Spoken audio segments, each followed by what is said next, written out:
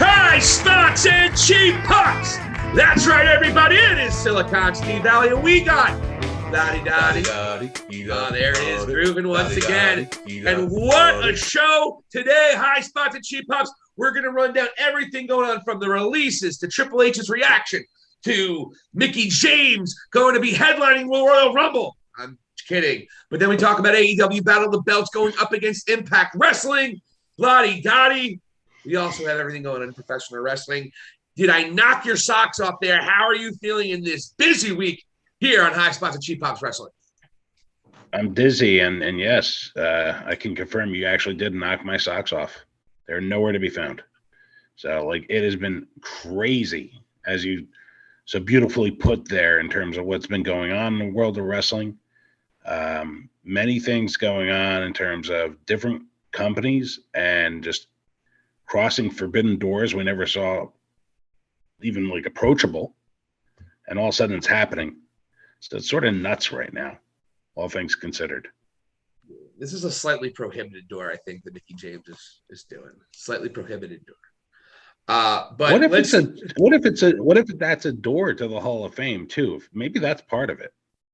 I think there's a lot going in, but we're going to get into that a little bit later. Right now, we're going to lead off with actually the wrestling, what's on screen, and what we saw this week.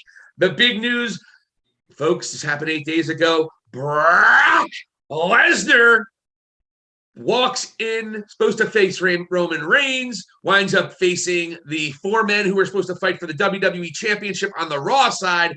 And wow, Brock Lesnar goes in there, and some good interactions, a really quick match. I think it only went about 8 minutes. But Brock Lesnar comes out and elevates the WWE Championship instantly. Your thoughts on Brock Lesnar becoming the WWE Champion? It was probably, to be completely cliche, what was best for business.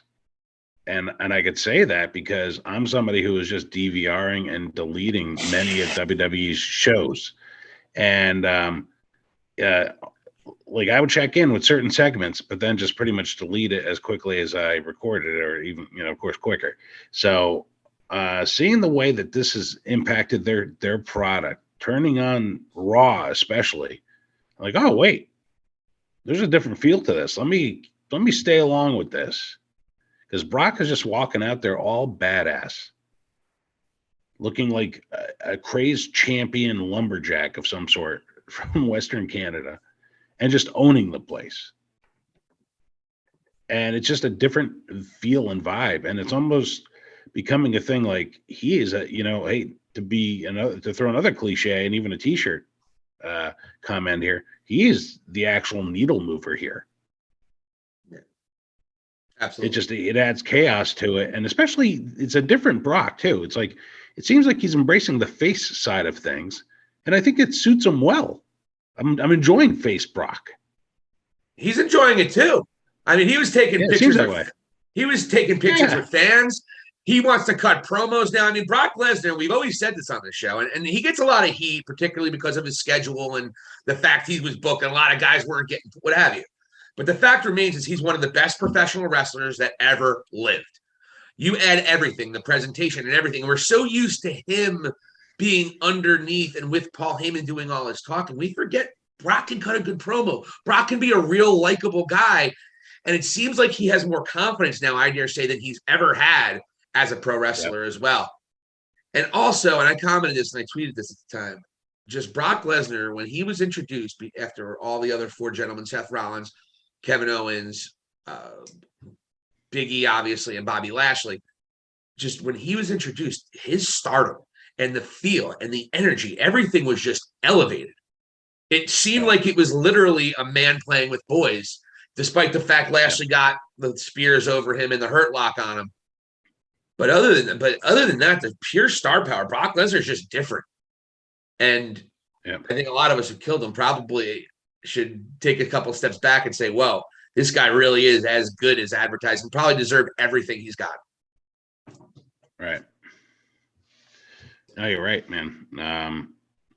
It's great. And then the fact that they're floating him over to SmackDown as well, and to go and confront Roman, perfect. And then you have Paul Heyman in there groveling.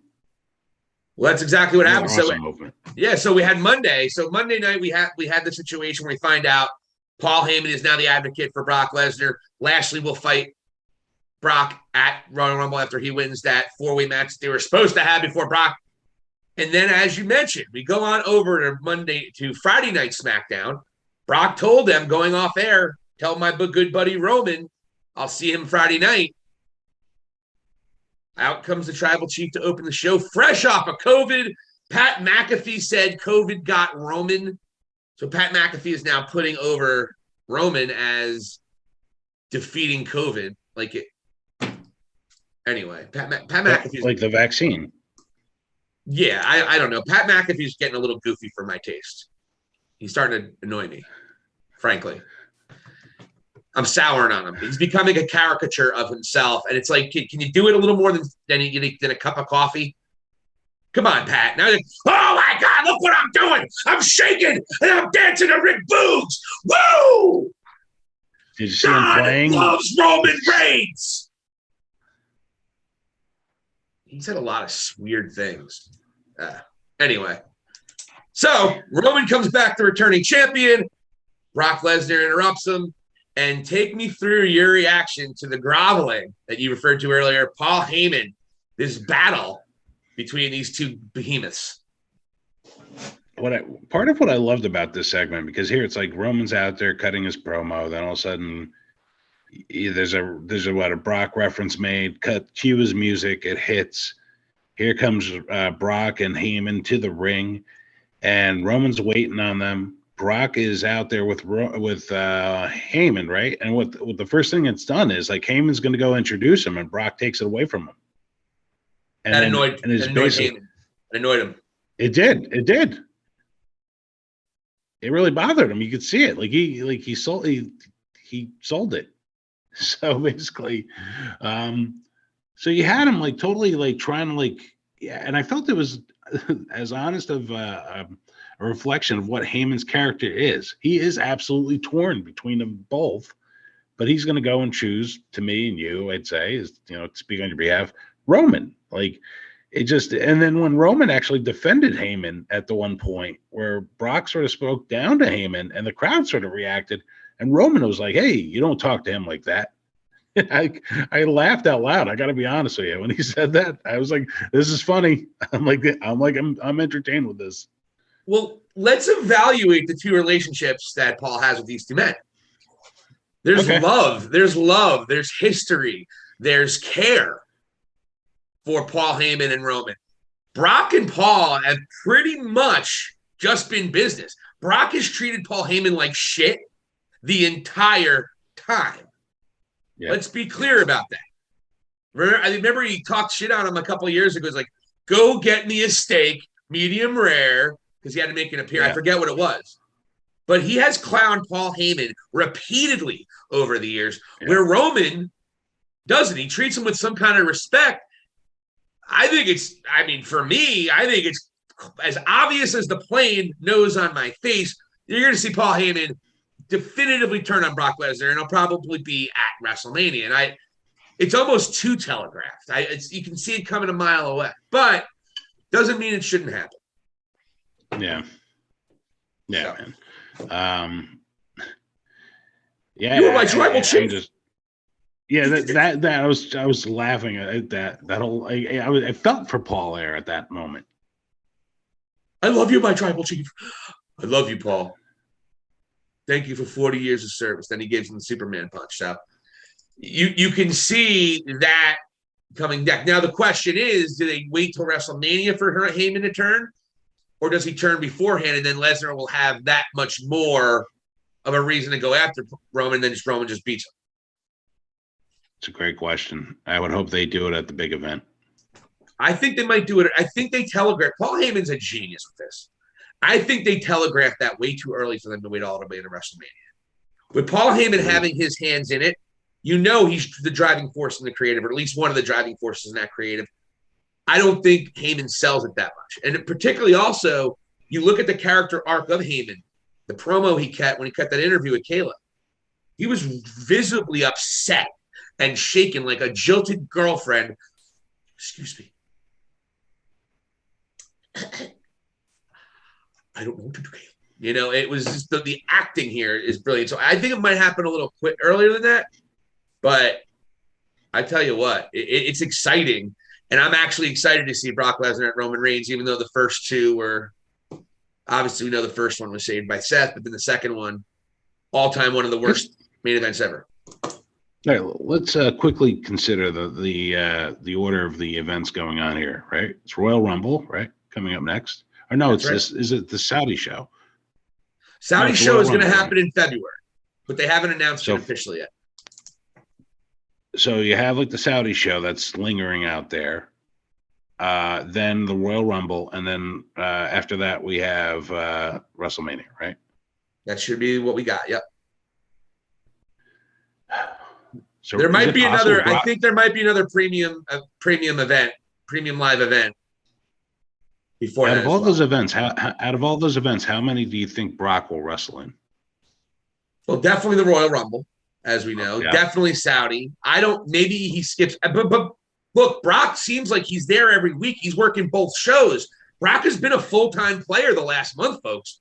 Let's give him credit where credit's due. He killed this guy for being a part-time player. He's putting in the best work possibly of his career right now at this moment. Really is. And we're talking about a guy who beat the Undertaker at WrestleMania when he was still the Undertaker, not the Roman Reigns one. My arm. Hold on. My hip sucks. I'm going to retire, then come back and wrestle 7 more times. And almost die in the ring with Goldberg. Rest in peace. Rest in peace. That's what he did to Bret Hart's career. Made it rest in peace.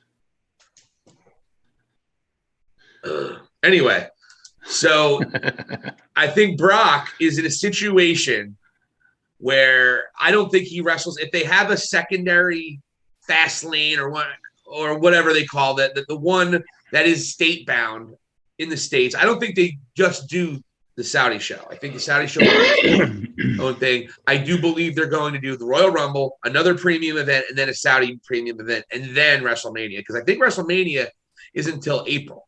So they will have an opportunity to stretch one premium live event somewhere in between that. And what we've seen now, and AEW did it too, they could just throw premium live events together at any time now, as long as they have a house and fans. We've seen it time and time again recently. So it's incredible now. You know, the days of having every single pay-per-view for WWE, having every single pay-per-view squared up is not, those days are gone. For the most part, I think they have the big ones, but those mid ones or whatever. But it is what it is. And then we go off SmackDown. They needed to find out who Roman was going to face at the Royal Rumble. Interesting pick. Adam Pierce picks probably the third best member on the Shield right now, Seth Rollins, back to third where he started. He was always the third best. And now he's the third best again. Remember, he was the best for a while. Yeah, I remember that. Yeah, but it's Roman. Moxley's always going to be better than one of them. But anyway, so Seth Rollins, who they flirted with a couple of things before, big time scumbag heel Seth Rollins, is picked to challenge Roman. Here's the problem: Seth Rollins is on Monday Night Raw, so I guess. Should I Google and see if is he a free agent? Should I look? No, he is not a free agent. He's not. But the logic being, Roman has beaten everybody on the SmackDown roster, which they just shook up. Okay. Anyway, that's the idea. So that's why they went and got Seth. But Seth and Roman's a very good Royal Rumble match. If you were going to pick somebody now that Drew isn't available, who would you have picked from SmackDown? Just for entertainment value, really, it would have been Sammy. Yeah. And then after that, it gets it's a short list after that. And I prefaced it with entertainment value. Yeah, Vince wasn't giving Sammy that, even though he probably flirted with it because they did have that little thing going on a couple weeks back. So it might have been on the table. But it definitely would be entertaining. Either one of those guys. I think you could have had Sammy, and it would have been a little cooler. But he's got a feud with Johnny Knoxville. So, yeah. So that's what we got going on with that. So going off there, we see Seth Rollins and Roman Reigns at Royal Rumble. So Royal Rumble looking very good right now in terms of the two matches that I definitively know. We got Bobby Lashley and Brock Lesnar, first time ever. Should be a dynamite match. Both of them are very good professional wrestlers. Great professional wrestlers. And they both can do a lot of things. That's going to be a much better match than, say, Goldberg versus either one of them. So that's going to have high expectations. And Seth and Roman haven't done one-on-one in a very long time, even though we probably saw that match 300 times 5 years ago. We haven't gotten it recently with these dynamics. With Roman as a heel, Seth as a heel.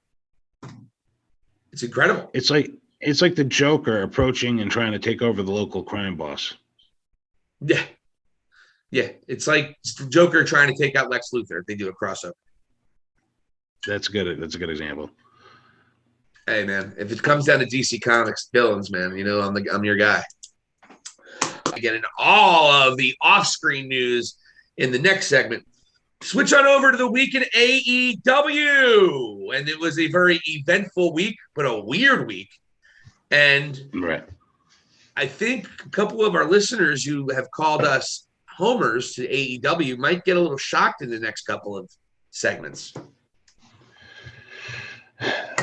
First of all, to blow your mind, WWE's been putting on some good programming lately. They've been putting on some bullshit too, but I don't watch the bullshit. I guess Madcap Moss came out and made fun of Drew McIntyre, but I'm not watching that. This week, AEW Dynamite leads off with, once again, Hangman Adam Page and Bryan Danielson.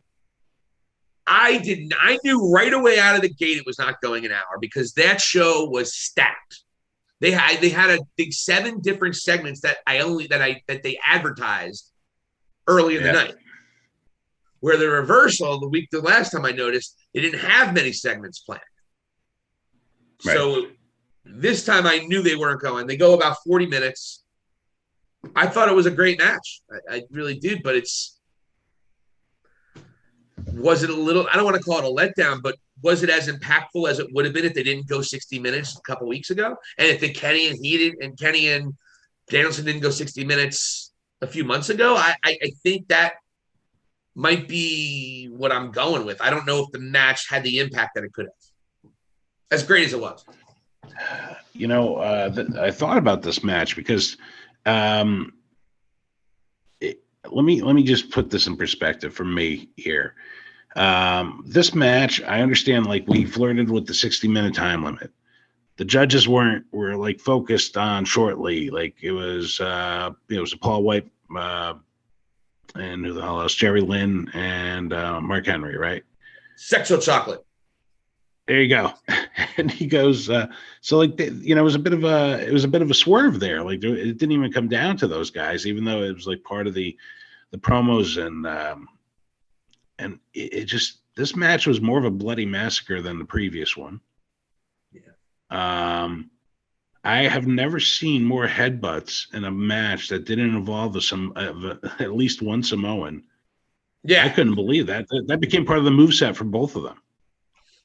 It was incredible. It was really, for me, it was a harken back to New Japan Pro Wrestling, strong style, like just beating the shit out of each other with great athleticism on top of it and great cardio. Yeah. Yeah. And I got to say, I was shocked at the outcome because I thought American Dragon was going over. And I and I'm not going to be too picky here, but I wish, honestly, that it didn't open the show. I wish it went closer to like an hour where the crowd had that anticipation, like, oh, it's going to be a draw, but then actually have one of them get the victory. If it's within a minute or so. I agree with you. And again, they couldn't though because of they already gave an hour to this storyline in that segment. They couldn't give a whole other hour to it. Also, the reaction was mixed on the hour. It wasn't like, hey, I think it was a diversion. It was a swerve, like you said, but it made sense. I think it was the right call. I mean, you don't want a Hangman now. getting a win over the American Dragon, who many people consider the best wrestler in the world right now, that solidifies him right away, gives him a successful title reign, because beating Bryan Danielson is not something that anyone has done in AEW yet, and he's taken on some great competitors. He's beaten Miro. He's gone toe to toe with Kenny. I'm totally in agreement with Page winning, but it caught me off guard, and I think it validates him, and it was a great win. But considering he was the face and the one that they were planning on having to go over, it would have been a great way to end the show. That crowd would have been nuts. I agree with you. I just don't think, because of all the stuff they needed to get to, and because they went an hour earlier, they couldn't do it. So they backed themselves in that corner. You're exactly right. If they had a situation where they didn't already do the hour, that would have been the way to go about it. Maybe they could have talked their way into it, a draw. Maybe they could harken back to Kenny's draws. Look, we could go 60 minutes. We could go whatever. If there's a draw, I don't want to get screwed out. So Bryan Danielson could have worked himself to be a bigger heel if he bitched about that hour time limit on their first shot. And they didn't need 2 matches for this, is my point. Yeah. They could have done what you're saying, one-off, had the one match. They could have. I think having 2 matches that are an hour long on television, I think it's a little too much, unless you put that rematch in a pay-per-view. I think they backed themselves in a corner where they couldn't do what you want. That's the problem. But you know what? I look at the alternative, and the alternative was Jurassic Express winning the tag team belts, and then having some sort of weird display with all these tag teams at the top of the stage, and then a weird shot of Chris Jericho overlooking the tag team division, and a weird shot of Malachi Black that is overlooking the tag team division. And I'm this was it was such a weird moment for me. And I'm just saying, if you could flip and reverse it, being there in the crowd, I would have preferred to gone off with cowboy shit chants going crazy through the parking lot versus oh, hey, Jurassic Express won that. And then I think Phoenix broke his arm. He died. Well, let's get into that whole segment, the whole end of that match. Let's get into it. Sure. The whole thing. Yeah. They set Alex Abrahantes sets up the table. Yeah. And Luchasaurus, if you didn't see this, folks, it is one of the nastiest injuries you'll ever see. Even though, look, God bless him, it's only dislocated. But Luchasaurus chokeslams him in through the table, bends his elbow the complete wrong way where it is disturbing to watch.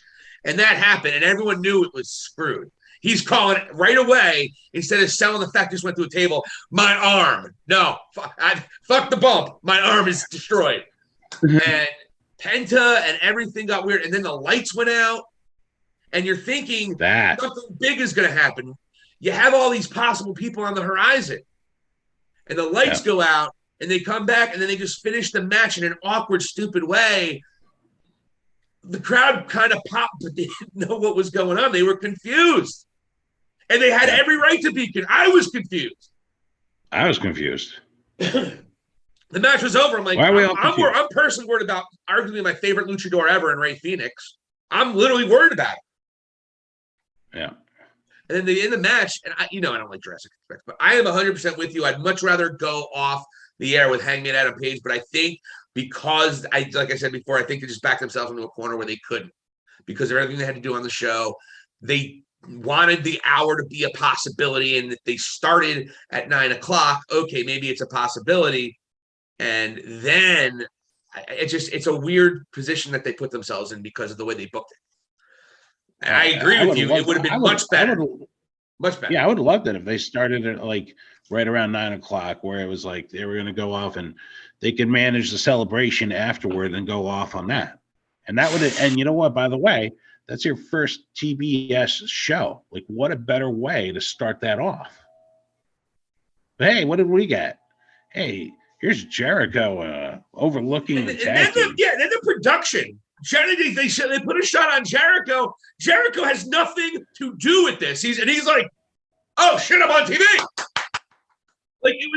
It was like he was at an award show and just realized he's on TV and he has to look like he cares. Yeah. He's like the Phantom of the Opera up there. Yeah. It's like when Jack Nicholson sees somebody win an Oscar when he was nominated. He doesn't like them. I should have won that. As good as it gets would have sucked without me. Yeah, I mean, it was just a strange sort of ending with it. And especially with like the lights going out, like that definitely had to be like revolving around, Malachi Black and the House of Black, which, hey, if we're going to go and talk about something else, you and I are both fans, right? That is moving along, and for my taste, way too slow. Yeah. It's taking a little long now. It's going getting a little long in the tooth. And look, I know Malachi Black has this great plan, so I'm going to trust him, but he's on TV every week. If he was on TV every couple weeks, it would be okay going this slow. But we see him every single week. He attacks Julia Hart, he attacks Pat, he attacks all these people, and he's talking about this foreboding House of Black and all these different members. He's hinting on social media, and we're still just and then he did the whole thing last week. It was awkward. Where the lights went out and then they switch. Or no, I think it was right before that match, actually. Him walking out of that match when he was going to attack Julia Hart and the Lucha Brothers coming down, that was awkward too. Like, what are we? Yes. And are they doing it to set it up for a big, finally a monstrous and huge surprise? We know it's going to be Brody King. We know it might be Julia Hart. We know it might be Pat. Who else are you bringing in this House of Black that I'm supposed to wait this fucking long? Like, honestly. Yeah, seriously. This payoff better be big time now. Malachi Black's starting to build up some pressure on himself because he's cool as shit. Every time he cuts a promo, I love it. But now I'm tired of the sizzle. Give me some steak now, homie. Exactly. Give me some steak, bro. Let's do this. Yeah. Like we should at least have seen Brody King show up at this first episode on TBS. And then all the tag teams. We'll go back to the finish. Then all the tag teams come out, which I understand what Tony was going for. They are proud, and as they should be, proud of this tag team division. It's the best tag team division on the planet, to the point where I actually think that tag division deserves a secondary title. I know a lot of purists wouldn't like it. Look, there was some magic with the Rock and Roll Express and the Midnight Express over the U.S. tag team titles back in the day. So yeah, I believe this tag team division is that stacked. They can do that. And I think they can add a six-man tag too. I know that's a lot of championships, but it makes the six-man tags mean something. And it gives these tag division more opportunities. Now, flip side of that, there is the finances and all that stuff that we're talking about. So I don't know, but really awkward finish. I'm with you. I think Hangman, it would also put, to your point, it also would put a premium on Hangman Adam Page. Here he is holding that title after a bloody battle over Bryan Danielson going off air. That definitely is a bigger event to make your champion even look better. Put your champion on that map right. Yeah, it would have been epic, man. Like, and that's where I was thinking, like, especially when they came out first. I'm like, wow, Bryan Danielson's going to win this. I'm like, holy shit. And then, I'm sorry. Yeah, then when it didn't go that way, I was like, oh man, I'm like, this is nuts. Like I can't believe this. And I mean, like, because after that, everything else is like sort of just gravy, like for the rest of the show. But it's just an odd way to book the show. Even though I will say they followed up with a hell of a segment with CM Punk and MJF. That was my second favorite segment other than the original. I love this segment. I love the idea behind it. And that should have, now thinking about it, that should have ended it. That could have ended it, or that could have opened it. That could have opened the show. I think that would have been better if they opened the show with that. Yeah. Or you could have opened it with the Lucha. I mean, it was a stacked show. I don't think it was a bad show, by the way, by any stretch. This was a really good episode. But again, I think our expectations and the awkwardness, the fact that they're only doing television for a couple of years kind of showed up in the main event. But let's talk about some of the better things that happened. MJF is to face Captain Sean Dean. And the good captain comes away with the victory. I sold my MJF gear. I'm totally pro Captain Sean Dean. Is that his name? I'm not sure. MJF really let me down losing him like that. So if anyone didn't see it, MJF and CM Punk both said they're going to go for the United States for the world champion, the AEW World Championship. And CM Punk last week foreshadowed said it'd be a shame if someone interrupted your journey on trying to become the champion. So introductions happen. MJF's a star. He's about to fight Sean Dean. The lovely and talented Aubrey Edwards rings for the bell. CM Punk runs down. MJF hightails it out of there. And then he attacks Captain Sean Dean. He was like, yeah, man, you tell him to get back in here. And then CM Punk's like, kick, and then go to sleep. Yeah. And the crowd, I don't think, knew what was going on right away. But then when they announced it, they're like, aha! And MJF starts off the year 0-1. But that wasn't when the segment started. Wow. Another outstanding promo with both of these guys, the heaviest hitters of the group. MJF says, I'll do something that Piper did that you couldn't. I'm paraphrasing. I'm going to go, maybe I'll go and headline a WrestleMania, something you could never do, Punk. Which, if anyone knows CM Punk's story, that is at least at one time was a very sore spot. It might not be a sore spot anymore. Yeah. And CM Punk might be one of my favorite disses anyone's ever done on WWE on television against WWE. He says, you think the grass is greener? Be my guest, pal. You can headline night one of a night. What did he say? I think what he say. He said, you can headline night 4 of a buy one, get one free extravaganza and then get released faster than you last in bed. That was a great line. And it really was. These guys, I mean, CM Punk is as good as he's ever been. MJF is as good as there ever has been. And this isn't going too fast either, but I don't care with this because they're levels. They're leveling up. Every week they're getting a little bit more. It's arguably the best story being told in AEW right now. I don't think it's even close, actually. Right. And they're taking the next step towards Wardlow now. Wardlow's getting pissed things. Yeah. And Wardlow will face CM Punk probably in the main event, I would assume, Wednesday night on Dynamite this week. I am super excited about that. We see the wall has been painted repeatedly with Wardlow's eventual babyface turn on MJF. We know it's coming, probably coming sooner than later now. And it's really been a couple of years in the making. I mean, MJF has treated him like shit since day one. And now giving him an accountability buddy and it being fucking Sean Spears is, come on. Yeah. You don't see a lot of people complaining that he's not getting time. Where's Sean Spears? Why isn't he wrestling every week? You don't get that argument too much. No, but he gets his time for sure. And it's like he's like the he's like the jerk off lackey for MJF. Yeah, exactly. He's the jerk off lackey. Jerk off lackey Spears. So that's set up right there, and that's just going to continue to go over and over. Now I have to question it. We're still a ways off from Revolution. We're 2 months away from Revolution still. Do these guys wait 2 months to go 1-on-1? Are they gonna be in the pay-per-view? Because I would assume the winner of that feud goes on and beats Hangman Adam Page for the title. So the question is, does Hangman have a title defense at a pay-per-view, or does Punk and MJF finish up early enough to where one of them faces Hangman at Revolution? That's my question. I think MJF and Punk happen at the pay-per-view. And in regards to like the spinoff with Hangman, it all depends on who Hangman would be going against at Revolution himself, right? Like, that's the thing. I don't know who they have planned for Hangman. I think we're going to probably find out Wednesday as well. Right. They got to book him a little higher, man. I know what I was going to say earlier. I don't remember him having a main event or a closing segment since he's been champion. That's telling. That's a good point.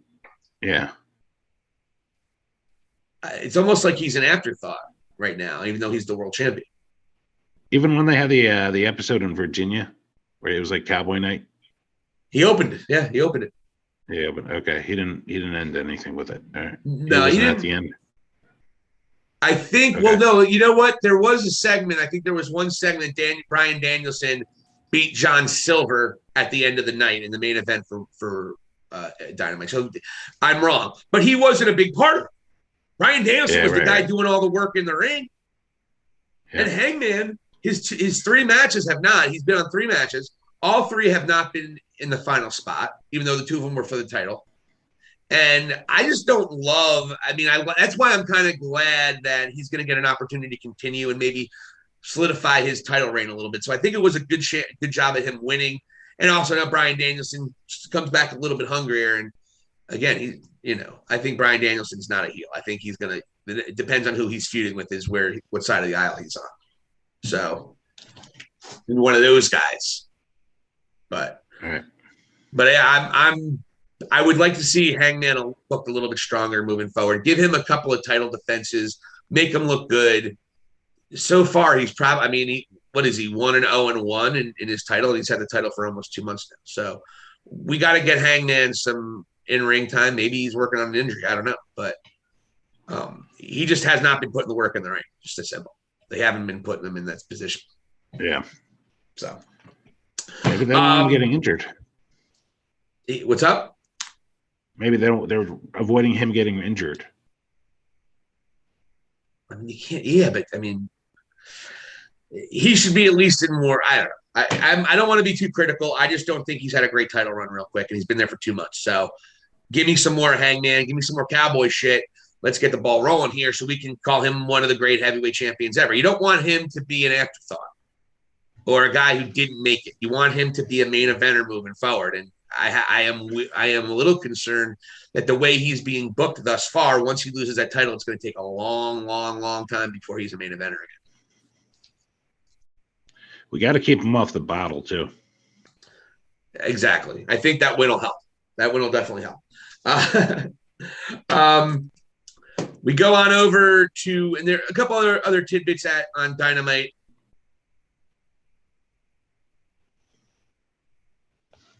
I'm trying to think. We didn't have anything else really, did we? Hold on a second. Let me take a look. We did the main event. Let me see. I got a couple Rampage things too. Let me see. Oh, by the way, what the hell was going on with Chris Jericho's hair? Oh, he's getting a little dark, man. He's the dark side of Jericho's coming out. Eddie Kingston and Jericho is going to be a good feud. Jericho's going to get booed out of every building he goes in.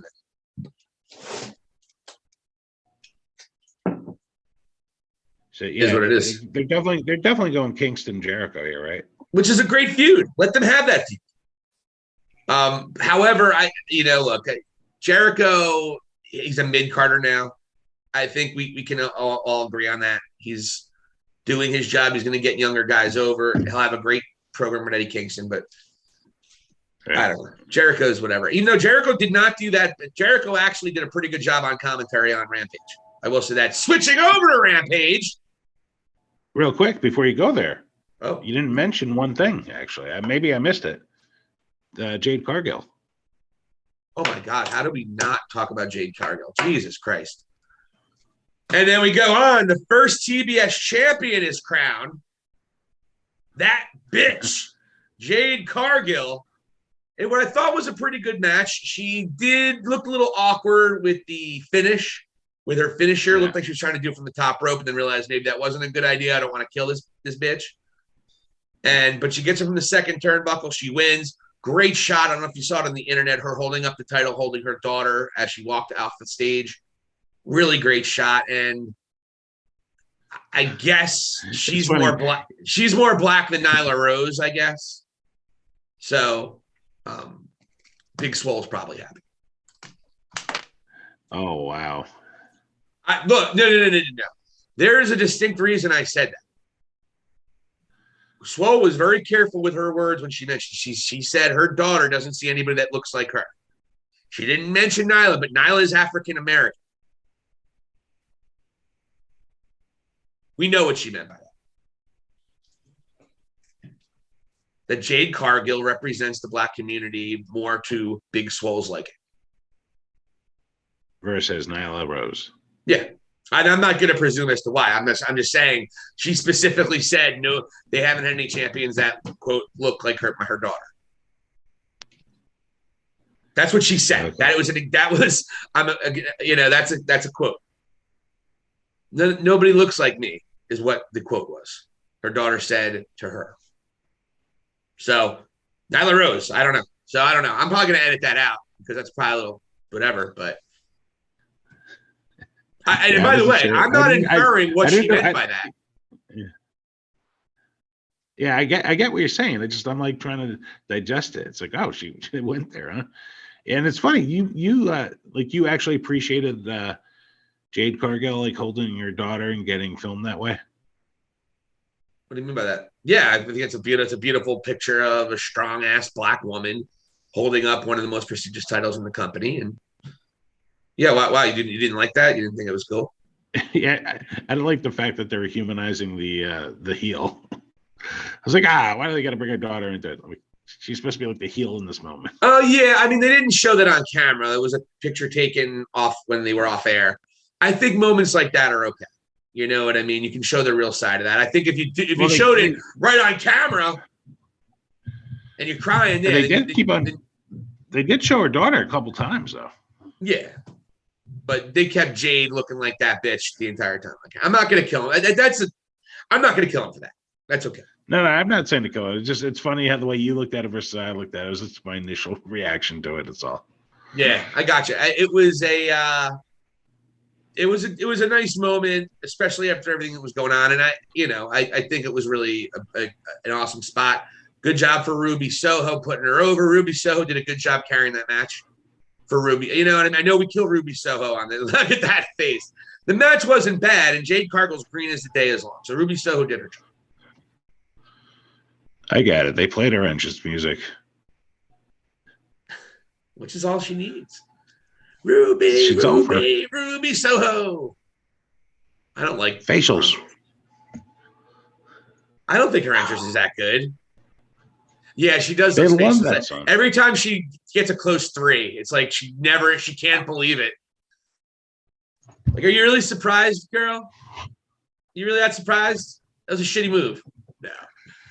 Yeah, it was like I don't want to spend too much time on Ruby Soho because we'll spend 10 minutes killing her and we have too much stuff to talk about on High Spots and Cheap Pops today. We can't spend any time. By the way, check out High Spots Cheap HSCPWrestling.com coming to you soon, January 21st. The news organization launch of High Spots and Cheap Pops. We are going to give you daily news every day, videos. Oh, I'm excited. It's going to be a good time NFTs. Here. NFT. I'm working on NFT right now. If you guys give me $1, one day it'll be worth $3 billion. About 5 years. That's how it works. I don't know enough about NFTs. I didn't invest in them, so there's that. On floating turds. We go on over to Rampage, and actually a really good episode of Rampage. As I said before, Chris Jericho actually didn't annoy me. Pat McAfee annoyed me more than Chris Jericho. So we're there. Wow. Yeah, Jericho wasn't too bad. And Hook was sent. We're going to start with the show open with the Paragon. His news dropped. AEW has trademarked the faction and an emblem for Paragon. Mr. Adam Cole led off the show against the newly assigned Jake Atlas. Really good match. Adam Cole, of course, gets the victory. Redragon comes out. Is their name Redragon? They're dragoning again? Redragon. We got to Redragon it? I think it's Red Dragon. There's only one D, though. It's Redragon. Yeah, I think. But I'm listening to the announcers. I'm hearing them say Red Dragon. Well, it's spelled Redragon. So there's that. So they're re-dragoning. I get it because they were a tag team before. Now they're a tag team again, so they're re-dragoning. They're going to re-dragon again. They're re-dragoning it. Why don't you tweet to like Bobby Fish or Kyle O'Reilly and ask them to be specific about this? I did. They didn't get back to me. I think it's because I look like a mark on Twitter. No more opinions on Twitter when we launch, by the way. So if you're following me on Twitter, folks, those little opinions are going to go away. You're going to have to come right here for these opinions, those spicy little opinions you get on the HSCP Wrestling Twitter, at HSCP Wrestling. Silicone Steve Valley at HSCP Wrestling. So what do you think about the name Paragon?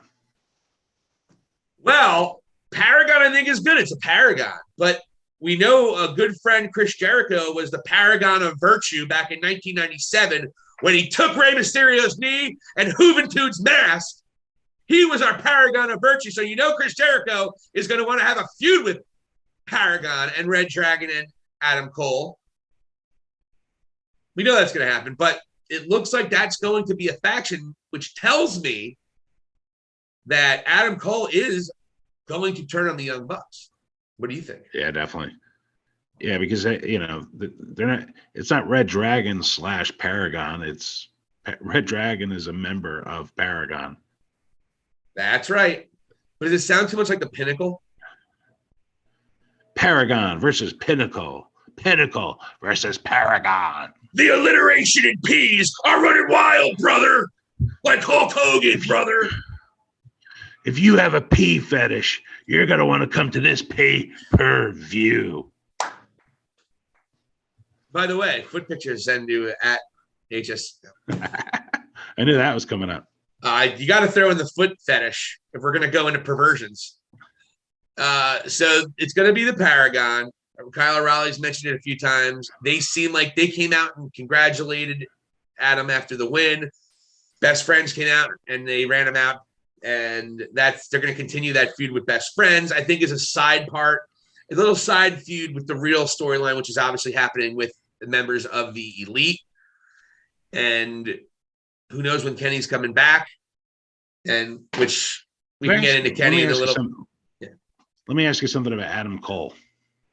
And I'm a fan of Adam Cole, baby, of course. But maybe I need to reference and go back to maybe some of the old NXT days. Dude, do you think he needs to tighten up or work out a little bit more? Has that been discussed on Twitter and stuff or no? That hasn't been discussed on Twitter, but yeah. I mean, I'm sure WWE guys they call everybody sawed off midget. So I mean, whatever. You know what I mean? Yeah, it's he needs to sort of. I don't know if he's aging. Right. None. He's got a shrunken chest. Alice Cooper looked more jacked at WrestleMania 3. Oh, that's hilarious. Johnny Knoxville looked more intimidating on SmackDown than Adam Cole did against Jake Atlas. And it shows your personality can go a long way, but he's got to start picking up a dumbbell or two. Yeah, it's funny you said that. I literally looked at it today and I was like, he's really not an intimidating looking fellow. Right. I mean, he's great. He's entertaining. He's awesome. But yeah, yes. I mean, the present, and he's already not a big man. But no one will confuse him with Kenny Omega or even Hangman Adam Page, two guys that are around his size in terms of stature. Yeah. But those two guys did the work, particularly Kenny. I mean, Kenny's body is incredible. But if you go back to Kenny Omega 7 years ago, just before the Okada stuff, I mean, it was probably still looking better what Cole does now. But yeah, I don't know. Cole's never been a good jacked guy, though. He's always been an athletic guy and a guy that uses strong style, so to speak, striking and all that. So yeah. But I want to say he was a little bit more built in NXT. And again, I was pretty close to him at the pay-per-view, and just the way he's looking on camera right now, it's not all that intimidating. And honestly, AEW is not the land of giants. And he's looking sort of less intimidating than Orange Cassidy. Yeah. I mean, for the real. And it's interesting you said that, because that is something I did notice myself in this match. He just doesn't look like a guy that whatever. Now, we'll see. We'll see how it plays out. We'll see the storylines and all that. But yeah, it's something to keep an eye on. Then we had Hook was sent. Did you see Hook was sent again? Hook. They had to send him. And Jersey crowd. He's the most over motherfucker on this show. Hook, Rampage's Hook's show. It is. Officially. And he doesn't screw around. And he had a baby face match. Totally booked as a baby face. It was. And it worked. It was great. When wound up tossing after choking out Aaron Solo. After choking that bum out, another bum steps up to him, QT Marshall. He drops QT Marshall around in his fucking head, just like his father would have. That was great. That was great, man. I'm like, this guy, he should be champ. Give him the TNT championship right now, but I think you're right. He's going to be the one that he's eventually going to be the one that dethrones. He's going to be the one that eventually dethrones Ricky Starks, who. Totally. But Hook right now, and by the way, if it wasn't for his stupid hair, I would be all in on this kid. Did a Russian leg sweep as a Bret Hart fan? A Russian leg sweep? Yeah, it was great. Like, and it's his moveset. He's like adapting to each guy, like, and he's picking up bigger dudes, and just the way he locks his hips and is able to turn them over his head, it's impressive. He's a chip off the. He looks nothing like Taz, by the way. Like nothing like it. Like he's good looking. He's tall. Looks, the hair though. I feel like he should be in NSYNC or something. And you know what, man? He's gonna start getting chicks that totally dig him, and that's gonna be like a draw. It's incredible what they got with this kid. This kid's a phenomenon. He's becoming a phenomenon. Yeah. And the thing is, you got to keep on trying to find a hole in his game. There hasn't been one. There isn't. He no-sold the one thing is, are they booking him too strong? Well, that's taste at that point in time. Because if they're booking him too strong, okay, that's just taste. You don't think he should be booked that strong. But the way they're booking him is perfect. Perfect. Yeah. And now he's a straight-up babyface in a heel faction. The chips. And by the way, this guy hasn't even said one word on camera yet. No. Hook speaks. Imagine that. Guy's going to draw 3 million people. This Friday night, Hook's going to cut his first promo. I tell you what, it's not going to be pretty. He's just going to come out and say, you know what, motherfucker? I'm going to drop you on your fucking head, and I'm going to choke you out. You dumb bitch. It would be great if he did shit like that. And you know what, man? He's got definitely a presence to him when he comes out there. He's not intimidated. It's like he's comfortable. And by the way, his entrance music is fire. It's Raekwon. It's awesome. Yeah, it's awesome, man. Member of the Wu-Tang Clan did that. Wow. Chef Raekwon. And it sounded like, and honestly does sound like a Wu-Tang. If anyone's a Wu-Tang Clan fan, it sounds like a Wu-Tang beat. So I'm wondering if the RZA had something to do with that. Who knows? Yeah. The RZA, the Jizz, the old dirty bastard, Inspector Deck. You know the group. Yeah. Yeah, but it's just awesome. Man, I'm looking forward to his matches now. It's great. And it seems like it's every other Friday he's doing these matches. He's making Rampage a must watch.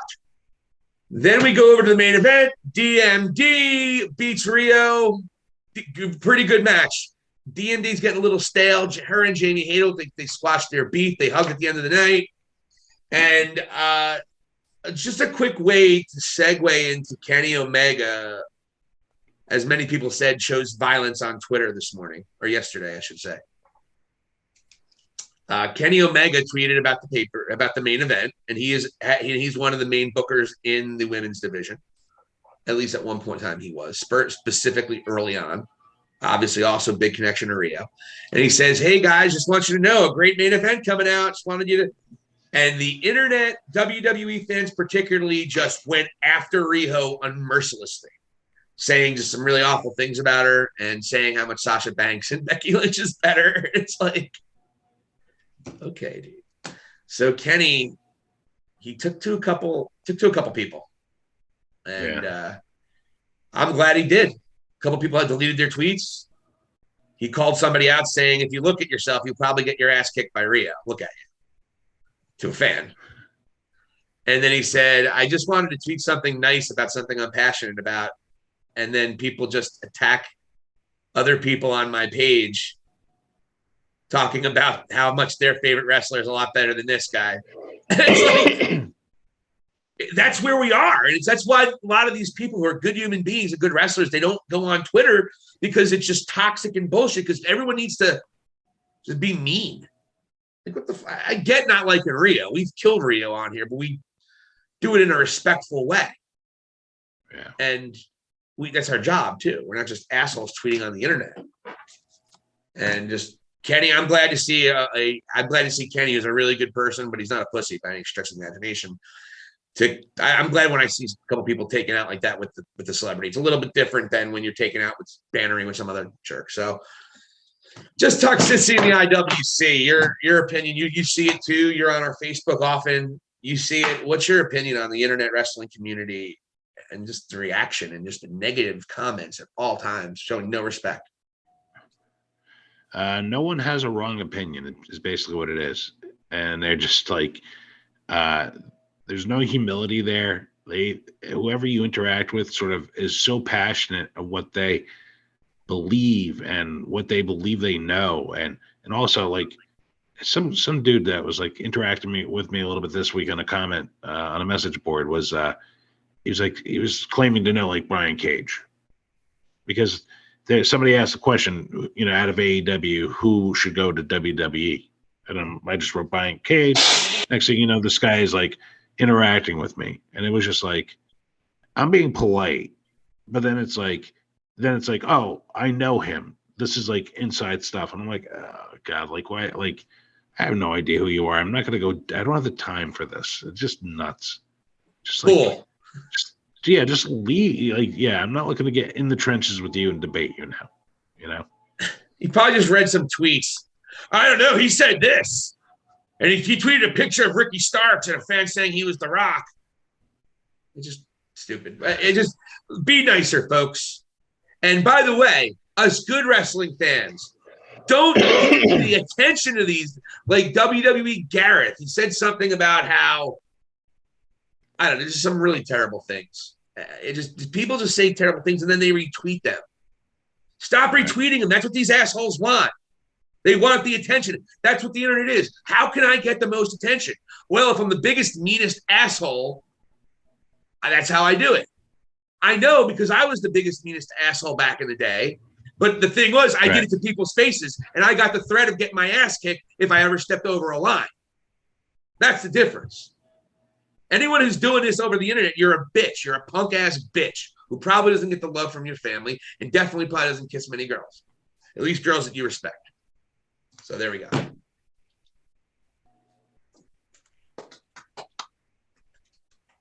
You tell him, Mr. Valli. So on deck for AEW Dynamite, we're talking Wardlow and CM Punk and probably some more progression with the Young Bucks, Adam Cole, and maybe we'll see where Adam Page is going. So a pretty good week on screen for AEW. May not have met expectations in considering everything they want. Then, of course, we had the Battle of the Belts, and we have to talk about this. So Cody was supposed to defend against Sammy Guevara. And then Cody, they didn't say COVID. They didn't say anything except for medical protocol. You can assume it's COVID, I guess, or is this just a work to keep him off camera to give Dustin I don't know. But Sammy Guevara beats Dustin Rhodes in what was a very good match, but really non-consequential. And they have an interim champion. Why do we need an interim champion? He just won it 2 weeks ago. Right. How much is he missing where we need an interim champion? Why is this making sense? You have to question this. What is going on here? It's crazy. May I play devil's advocate? Sure. If they do this, they have to do it at all times, not just now. Why do it just now? And is this going to be something consistent? See, I don't like when it doesn't make sense. How long is Cody going to be out? Is Cody going to be out for another 3 months because he's got to promote the show where he goes kicks at people in the nuts? Just goes around kicking people right in the balls. Idiocracy has come to TBS. Literally, that's a segment of their show. A guy gets kicked in the balls by Cody Rhodes. I've seen it. And if you didn't see the movie Idiocracy, that is literally the joke show because we're so stupid in the future that that's what everyone's entertained by. And that's what Cody Rhodes is actually doing in TV. I digress. I'm trying to make sense of this, so I'm hoping Tony Khan has a trick up his sleeve because that really made no sense. And then Sammy. So is he now a two-time TNT champion now too? Is that what's happening? I don't know. I'm so confused. Like what constitutes an interim? What makes someone an interim champion? Is that something that's been done in other companies or do they do that in boxing, for example? I've never seen this at all. It's nuts. I mean, I heard of an interim general manager. I never heard of an interim champion. I mean, it's just and explain it to us. What I saw is like when Cody returns, he's going to go and face Sammy. So that means whoever Sammy's facing now is definitely losing. Is definitely jobbing.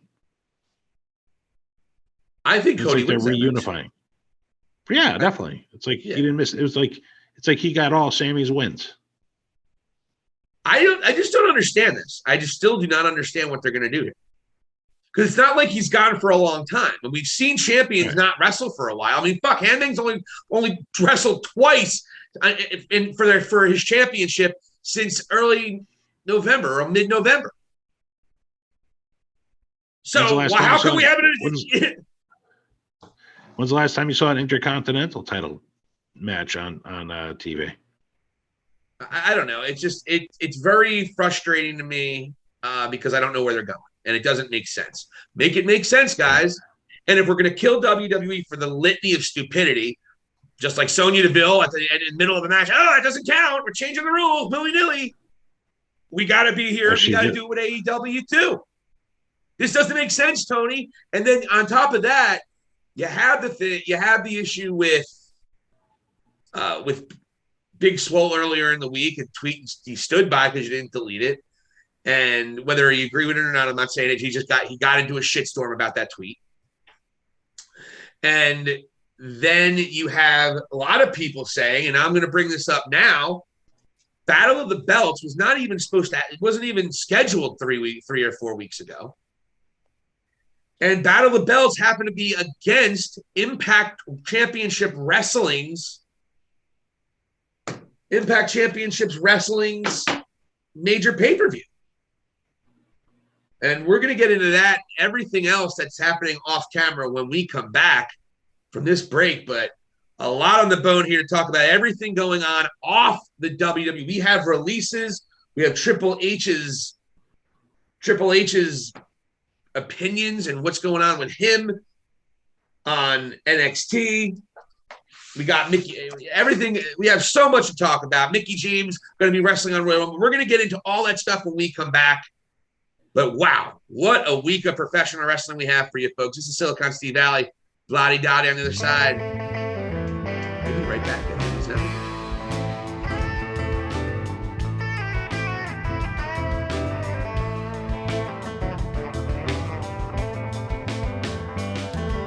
Sky was dark and the lights was dim in a backwood shack where the walls are thin. Over Rocky's mind in a stir, the thoughts of regrets that was never served. You may be wrong, you may be right. His fault may be worse than if I but at least so strong as it's told. Snap one day for Rocky, no. And hi, spots and cheap pumps. We are back, ladies and gentlemen, and we are talking everything professional wrestling underneath the sun. And we just talked about all the great things that happened in AEW and WWE. Impact had a great event, but we're going to get into that a little bit later in this segment. We want to start off with everything that happened off camera this past week. And it wouldn't be an eventful week in professional wrestling if WWE didn't have any significant releases. William Regal, 21 years of service, phenomenal run, everything he did in NXT on top of it after his pro wrestling career. And that includes a great storyline with Jon Moxley back in the day as well when he was Dean Ambrose. He gets released, and Samoa Joe gets released twice in, I think, within a year. Great job. It's got to be a first. Well, probably not, to be honest. It's got to be a record. You would think, but then again, no, you would. You know. Your thoughts on William Regal, who, by the way, the William Regal release is really the biggest thing is such an insignia. But let's talk about Samoa Joe first, and then we'll get into William Regal. Samoa Joe released again on his Twitter. He said he is grateful for the opportunity to see all the great young stars, and he's grateful for WWE, and he's excited about the future. Yeah, like this whole situation, like you mentioned Samoa Joe and Regal, and those are the two big names in this, right? And there's an underlying theme here with these names that have been released, and there's going to throw a third name at you as well, and that would be Gabe Sapolsky, who basically was like one of the guys that came from Ring of Honor. He's got Paul E ties. He was a wrestling promoter himself. And the whole deal is Sapolsky, Regal, and Samoa Joe had something in common with probably Shawn Michaels. It's the only one that's left. Is that they were going to be Triple H's like transition team from NXT to the main roster. That was going to be the crew that Triple H was going to bring with him when he takes over WWE. And Vince just went and disbanded the band. Road Dogg as well. Road Dogg as well. Oh my God! Like, look, I mentioned the other guy instead of Road Dogg.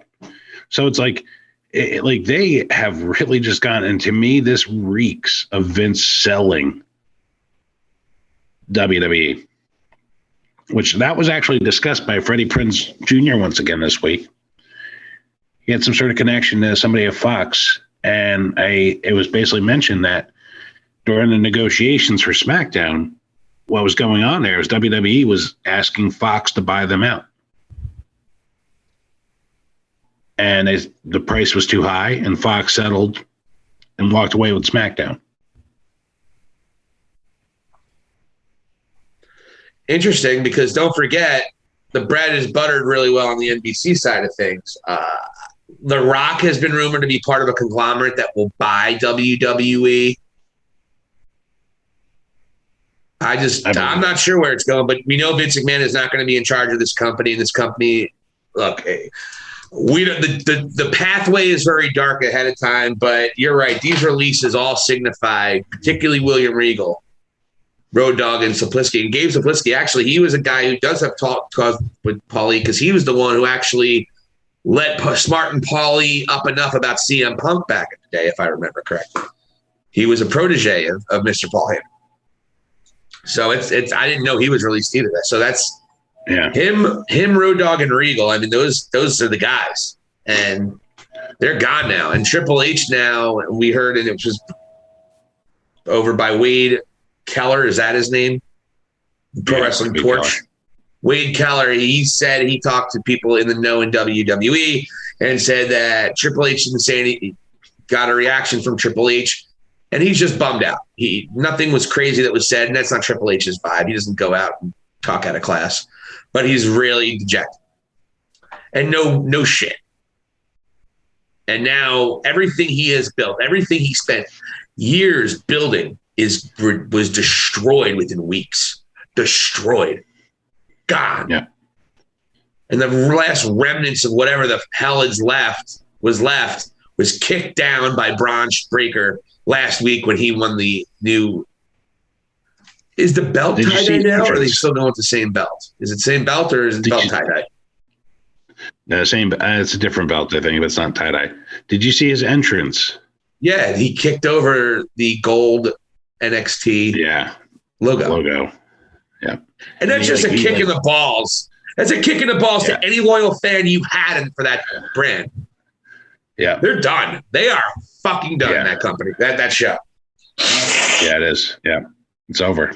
Every one of your loyal fans, you kicked directly in the balls with that. And then Champ obviously lost.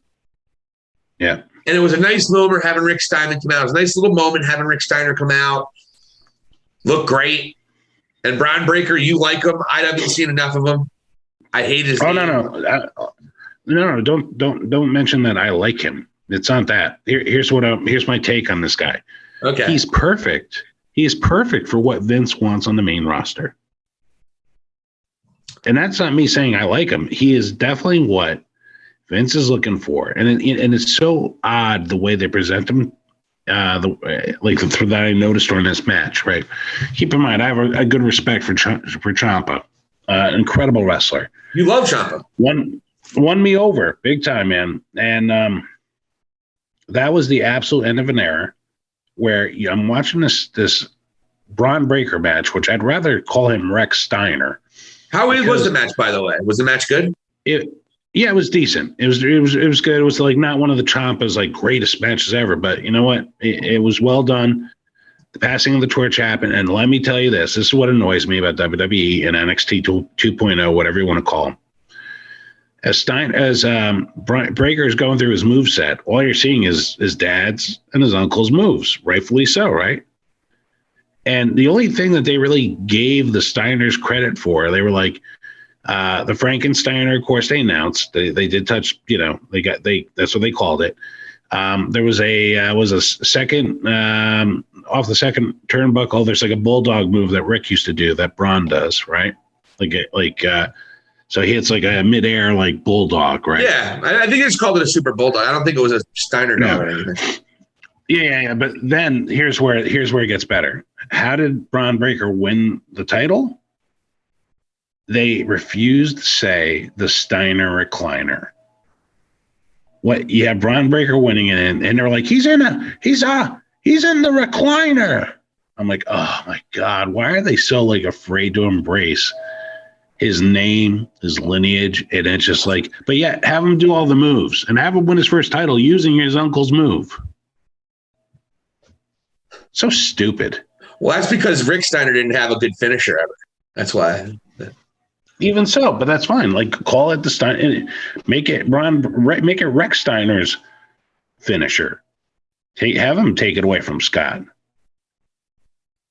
Look, I'm never going to get excited. I didn't get that excited about the original NXT because I always kind of had an idea that I didn't know it was going to be this quickly and this destructive. But I never had faith. We've been talking about that ad nauseum. I protected my emotions because I knew if I invested myself in somebody, they were never going to panic.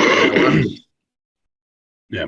And it's just really sad. And Triple H now is dejected. His entire group of people are gone. And Bruce Pritchard and John Laurinaitis, they're not spring chickens. They're not. You're right. This is getting ready to be sold out. 100%. Now, who buys it, though? Is it going to be The Rock? Is it going to be Tony Khan? Tony Khan might say, fuck it. I got a couple billion. I think it's going to be like a Rock and Nick Khan conglomerate, probably with the Peacock Network. You would assume that's exactly who it was going to be. Yeah, absolutely. That's why Nick Khan was brought in. And if anyone didn't know that, that's exactly why he was brought in. He wasn't brought in because he's a big professional wrestling fan or even a sports entertaining fan.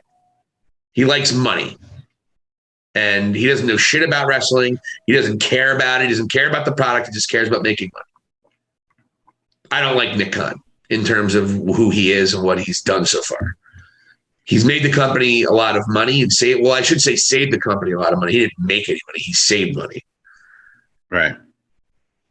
And so everyone's getting a big cheer. But I think the philosophy that they are going with moving forward in 5 to 10 years is going to be damaging to WWE because they're not going to have real professional wrestlers to connect with the audience. And their viewership is not getting younger, it's getting older, a lot older. Yeah. And if the Braun Breakers and the Baron Corbins and the Lars and all these big guys who don't really love I don't know if Braun Breakers that, but this idea that they're going to get a bunch of great athletes on the college level and turn them into professional wrestlers, that philosophy is going to run into a lot of boring, shitty matches and shitty storylines. That's just the way that is. But that's what's going on with. I hold that thought. I read something recently that made a great point about like what you and I have discussed in many weeks, because it's like, you're right in what you're saying, right? But here's something this article pointed out, and I gotta agree with them. WWE doesn't want to build any superstars. In their eyes, WWE is the superstar. And that's where they're at with all this. So that's where it's like difficult to get like really passionate about their product or talent on their product, Because the truth is, okay, Kevin Owens just re-signed with them, but in a few months he could be gone. So I really think they might just sign him to that contract to keep him past WrestleMania. I really think that's a possibility. I think you're right. Yeah, I think you're right. There's that big May. They always have a shitload of cuts in May. We're going to see where we're at in May. We're going to see where everyone's at. There's going to be some heads rolling too. If they release Bray Wyatt, they sure as hell ain't going to have a problem releasing Kevin Owens. But WWE didn't make just that. The releases weren't just the only thing that made noise toward the end of the week last week. It was announced early Friday afternoon on social media and then confirmed on SmackDown. Knockouts Women's Champion of Impact Wrestling and former WWE Diva and WWE Superstar Mickie James will make a triumphant return to the 2022 Royal Rumble, and they announced it as Knockouts Champion.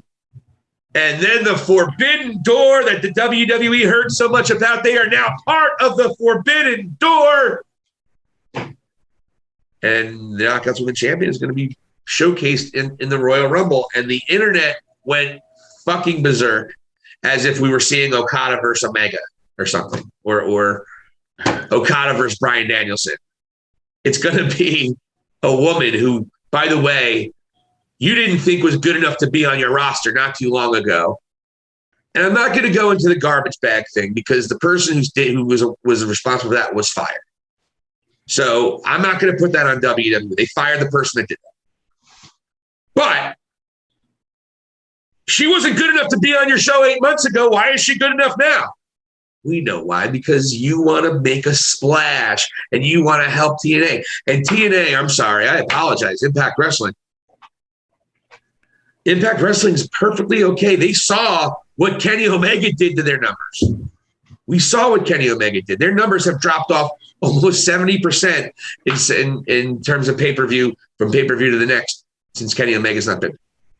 So Impact and D'Amore, I forget his first, Scott D'Amore, they're thinking any press we can get from WWE is great for us, similar to ECW and WWE back in 96, 97, when Paulie brought all the ECW stars to Monday Night. It's very similar to that. They're trying to catch the buzz. And on that note, the current champ at Impact is a guy named Moose, right? I think John Gresham just beat him, didn't he? Okay, well, the guy that wrestles there goes by the name of Moose. Moose, yeah. And I'm not sure, again, maybe he's a champ, maybe he's not, but I thought he was a champ. He's a big name there. He's a big guy. Yeah, he's calling out Roman Reigns. And it's like, it's interesting. Like, is there a chance that this guy Moose is going to show up at the men's Royal Rumble now? Maybe they start doing that cross promotion. It could be something that they do, but WWE's just doing it to catch a little lightning in the bottle for this. Plus, they release so many people they can't go and get 60 wrestlers to partake in the Royal Rumble. Exactly. And by the way, WWE announced a shit ton of big stars for their women's Royal Rumble. The Bella Twins are coming back. The Undertaker's wife, I forget her name, Michelle McCool, Undertaker's wife, and Lita. I mean, these are big fucking deals. These are women, all women that are going to be in your Hall of Fame. I think Michelle McCool might even be in the Hall of Fame already. Yeah. I mean, these are big deals, and they just gave us all the surprises. Yeah, why do they do that? I don't know. I've never seen them give away all these surprises. What it tells me is the Bellas, Lita, Michelle McCool, none of them got a snowball's chance in hell of winning the Royal Rumble, including Lita. Yeah, they're not going to win. And Mickie James damn sure ain't winning the Royal Rumble, by the way. Yeah. You know, it's one name they haven't mentioned, and maybe I didn't see it. Asuka. There's Bayley. Bayley's probably ready to go. Yeah. But it's absolutely incredible that they're giving away. So we'll see. The Royal Rumble is going to be a good show. The Royal Rumbles the last couple of years have gotten a little dragged on. They actually switched it to 1 minute the last several years instead of 2 minutes every other one. They haven't. The last really good Royal Rumble was probably the one that I really enjoyed. Was probably the one Seth Rollins won, where he curb stomped Braun Strowman to win it, to finish it out. We'll see what happens with that, But Mickie James, it just was a cheap publicity stunt by WWE, in my opinion. Mickie James is happy how insulted and angry she was toward WWE for the way she was treated and how old she was and all that. Well, she obviously didn't care that much because she's taking this payday happily. So, yeah. But going on to that, Mickie James being in the Royal Rumble, she headlined Impact's pay-per-view against Deonna Purrazzo, who I actually had the great pleasure of meeting back in my WXWC4 days. And awesome lady. And she probably doesn't remember me, but what have you. She goes and beats Deonna Purrazzo, holding and retaining the women's Knockouts Championship, obviously the Knockouts Championship. So, and they have put it on there. So the Forbidden Door, and WWE fans all on the internet are saying, look at our Forbidden Door, guys. Look how great that is. And it's like, the Forbidden Door that we're talking about with AEW hasn't even really happened yet. Right. The Forbidden Door is when you're going to see all the stars from New Japan. That's what everyone's talking about. Just so everyone who doesn't know what the Forbidden Door really, really is, Minoru Suzuki is the Forbidden Door. Kenta coming over was the Forbidden Door. Yeah. Tiao Lau from the Bullet Club. That having Bullet Club in AEW, that was the Forbidden. And there is Bullet Club representation, which is really interesting because there is Bullet Club representation in Impact, but there's also a relationship with New Japan and AEW. So I don't know, a lot of weird dynamics happening right here. But we would be remiss, Vladi Dottie. Yes, sir. Well, what do you think of Mickie James before we finish? What do you think of Mickie James' Royal Rumble appearance? It's probably a little bit of like, how can I put this? She's probably getting a moment here to reinvent how she left on that sort of negative news. Here she was let go, and then it gets released on how she was let go. So here she can return, have a positive moment. She's a Hall of Famer for sure. So she's just going along with it. And her current promoter is more than fine with her getting that free publicity, as you mentioned. So what better person to do it who's somebody who's, accustomed to the way things are done there. She's going to put on a good show. I mean, honestly, they should push her towards the bottom to the end, to the last 5 even. Make it seem like there's a chance she might be able to win.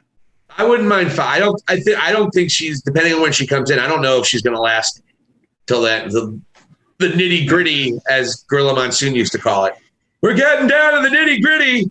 Anytime it was turned in Royal Rumble, Gorilla Monsoon would always say, we're getting down to the nitty gritty. I don't think she'll be in the nitty gritty, which is like 6 left. It would be great. It would also be great if they gave her airtime to post their grievances.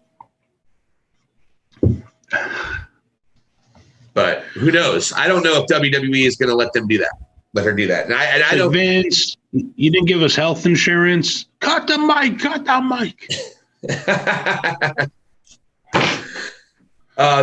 But that's kind of going that. But we have to mention this. So Impact had this pay-per-view scheduled for weeks, for months. Everyone knew it. Yeah, and had a great X Division women's match, ladder match to lead it off, and it really a great match, a great night of wrestling for Impact Wrestling. John Gresham showed up as well from Ring of Honor, who retired is the current Ring of Honor champion. And anyway, long story short, Tony Khan comes up with this idea a couple weeks ago. Let's do Battle of the Belts. And he runs this Battle of the Belts directly against Impact's pay-per-view. And I don't know if it impacted their wrestling buys. I don't know. I think we're going to know till tomorrow. But with this Mickie James stuff happening, we have to come out and say it. We have to say this, at least my opinion here. It looked like Tony Khan went out of his way to fuck Impact right here. Similar as I said, and I went off on Vince McMahon for trying to fuck over AEW, pardon my language, but to screw over AEW with that last half hour with SmackDown when they went up against AEW Rampage. And by the way, Rampage actually beat him in the demo. We were tied in the demo, which is the ironic part. But Tony Khan seemed like watch your wrestling flew out the door here as he puts a random, really not a lot going on event called the Battle of the Belts on Saturday night. And the card wasn't even that great to begin with either. I think Tony did this on purpose. It's too much of a coincidence. All this stuff with Impact Wrestling happening, Mickie James happening, that's too much of a coincidence. Is Tony Khan becoming a ruthless son of a bitch right before our eyes? Maybe. I mean, you're passionate about like him he shouldn't do something like this, you're saying? Well, no, what I'm saying is that he cried foul when WWE did it. We killed WWE for doing the same exact thing. I think we would be hypocritical if we didn't call Tony for doing that right now. At least I feel like I would. Unless he didn't do it intentionally. But if he did this intentionally to screw Impact Wrestling for really a know-nothing event, just to do it, just to fuck with him, maybe cost him some money, I think it's a scumbag move. Yeah, I do. Sorry, Twitter. Sorry, Twitter. You're going to kill me for the Tony Khan criticism. Not being a black woman at all. Or Brian Cage. That's the list of people. That's the list of people who don't like Tony Khan. Yeah. I'm kidding. So you're borderline number 3. Well, so you seem like you're going to be a Tony Khan apologist in this situation. Go ahead. Let me get your take on it. You heard mine. What are your feelings on Tony Khan putting his show up against Impact? At the end of the day, it's business. If he can hurt his rival, his competition, that's what he's doing. Well, weren't you critical of WWE doing the same exact thing to them? I might have just been agreeing with you. All right. Well, at least we know. And I understand it. Anything to shut me the hell up, right? I mean, I might change my opinion tomorrow. Don't hold me to anything. I don't know. I just thought it was too much of a coincidence. I think Tony did it on purpose. And if you're saying you kind of agree with it, he probably did it too, but it's okay. Well, that's fine. But then when WWE does that, you can't be critical, right?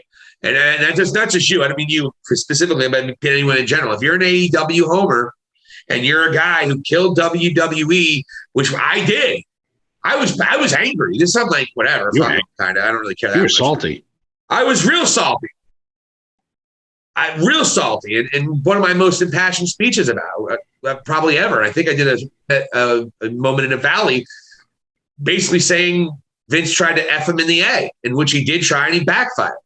And by the way, I don't think it's going to hurt Impact that much either because of all of the spice and glitz and glamour about Mickie James. Mickie James was never headlining that pay-per-view until she got called in for the Royal Rumble. That's when she was going to be the main event of that pay-per-view. No one is convincing me Mickie James is headlining that pay-per-view and winning the match unless this happened with WWE. So that was something that people reacted to, that she basically went over on Deonna Purrazzo specifically because she got the call to be in the Royal Rumble, which definitely is the case. So there's a lot of dirty things happening right here. Not just AEW, but hey, at the end of the day, everyone's doing business, I guess. Right. But again, I don't want to have that on my conscience that I killed WWE. I don't want some jerk off on the internet being like, it's okay for Tony to do it, but if Vince doesn't, I don't want that. I want everyone to know that we're consistent here. And I just thought it was a bad move. I think Tony's. I'll tell you what, Tony has not impressed me the last couple of weeks. It's probably the most critical I could be overall about him as the way he's handled himself and his business practices. Just as simple. This is the most critical you've been of him since the exploding match and the Jericho fall. Oh, and I don't blame him for any of that. That's the funny part. I didn't blame him for it just. But as a show, the ideas were great. They were performed terribly. True. The ideas were. I don't mind you going after. Look, I don't mind you going for this grandiose so this is more big of a Tony explosion. Personal Yeah, this one is he's making decisions that I didn't think that's who he was. Because that's what he said. I mean, he trademarked Watch Your Wrestling, WYW. He trademarked it, Watch Your Wrestling. Well, Watch Your Wrestling, except for those guys. Screw them. Here's Battle of the Belts. And here's Sammy Guevara and Dustin Rhodes for some stupid reason. Yeah, that one I'm still shaking my head on.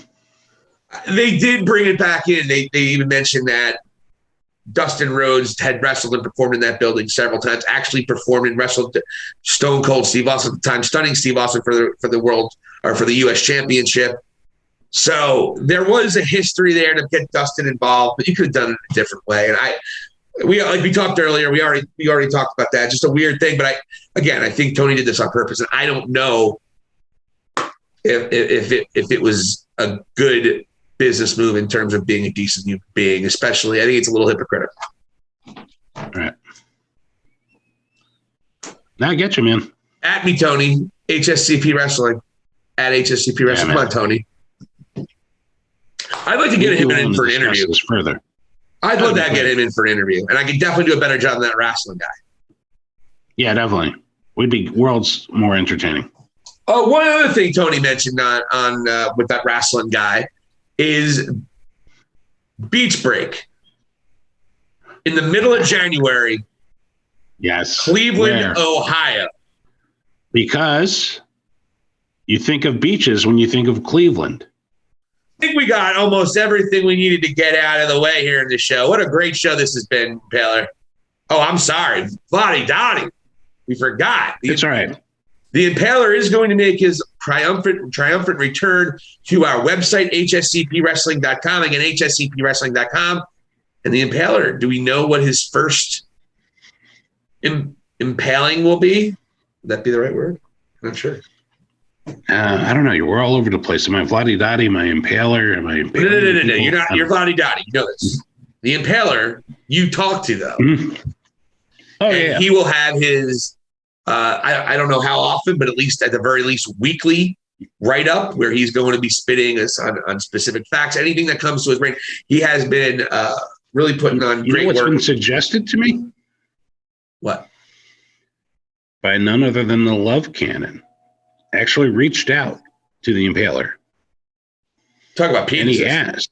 And he, besides that, also brought up, it was a meme stating that Baron Corbin has the end of days finisher and no one has ever kicked out of it. And this bothered him. And he said, this needs to be a topic on High Spots and Cheap Pops. Did we do enough research on it, though? I've seen enough memes that I'll say it's probably true. Because this is getting some steam here. All right. Well, we got to find out the only matches that would have been. We'd have to, I don't want to give it time unless I know for a fact. Okay. So we would have to look at the pay-per-views that he headlined with maybe Roman, because the only time people kick out of finishers is the only time people kick out of finishers is if they're part of a main event, right? Yeah. So how often did he face each other in a main? Did he face somebody in a main event? Because there's probably a lot of mid-carders who had their finishers that no one ever kicked out of. If you think about it. Has anyone ever kicked out of the hula kick? Yeah. I would say so. Who? I don't know. It's not like the most impressive move where it's like, oh, he nailed it. I'm pretty sure I've seen people kick out of it. Yeah, but if I started a meme and then 5 other people shared it, and then 7 other people shared it, and then 20 other people shared it. I get what you're saying. Let's find out. I'll see. You know what? Maybe I'll see who basically. Maybe there's a someone takes credit for the meme, and we could quote them. Absolutely. Well, I mean, I think he challenged Drew McIntyre a few times. Mm-hmm.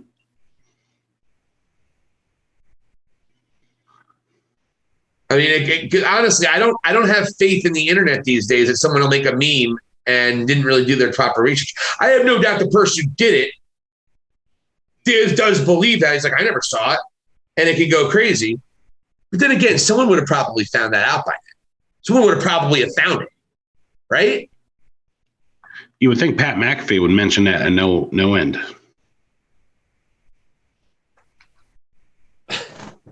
You know no one's ever kicked out of the end of days? It can destroy COVID. He dropped the end of days exactly on COVID.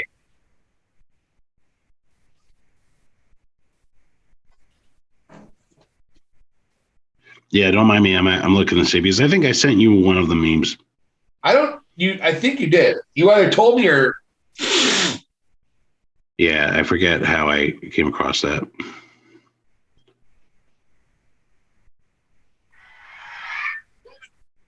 But yeah, that's something I'll look further into. I won't waste your time in terms of editing and all that stuff.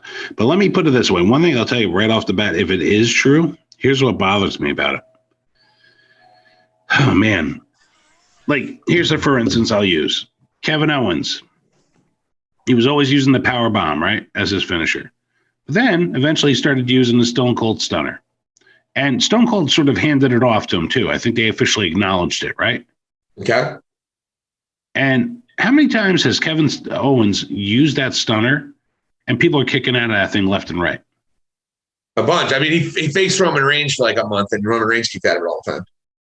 Yeah, I was like, what the hell, man? I'm like, and then, but Baron Corbin, yeah, like, if this is true, like, why is he being so protected, and what does he know about people that work there? I got to be honest with you. I think it's not really about being protected. I just think it was a situation that he never was in a big enough match to where someone would kick out of it. Now, I think if he ever gets into that big match, like a main event WrestleMania, what have you, maybe. I don't think it was anything. I don't think they did it intentionally. I don't think we got to protect his finisher. I just don't think he was ever in enough main events to where it became an issue. But why does it have to be a main event? Why can't it be a second match on SmackDown? No one kicks out on a finisher in second match of SmackDown. Come on. No one kicking out of that shit then. If you're dropping in the match, you would. Look, Baron Corbin, he's got the Vince loves him. I really want so you think it's intentional that they said we got to make sure no one ever kicks out of the end of days? You really think Vince is protecting that finisher? I don't. I think it's a coincidence. I don't know what to think, man. All I know is if this is true, this is one of the biggest tragedies in wrestling history. I think it could very well be true. If I had to guess, I think it is true. If you want my honest to God truth. But I like, again, it's just one of those things. He hasn't been in enough main events to kick out anybody's finishers.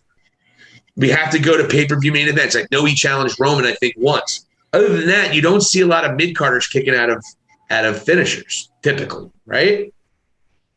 Not a lot. I mean, obviously, you brought up maybe a specific match, a big match, maybe with a Big E or Sami Zayn and Kevin Owens, but typically your mid-carders aren't going to have the ones, their matches aren't getting the finishers kicked. So wait, like, what would you consider like Dolph Ziggler's finisher, the zigzag or like the famouser type thing? He's had 3 finishers. None of them are impressive. He had the super kick, which remember his super kick was the finisher for a hot second?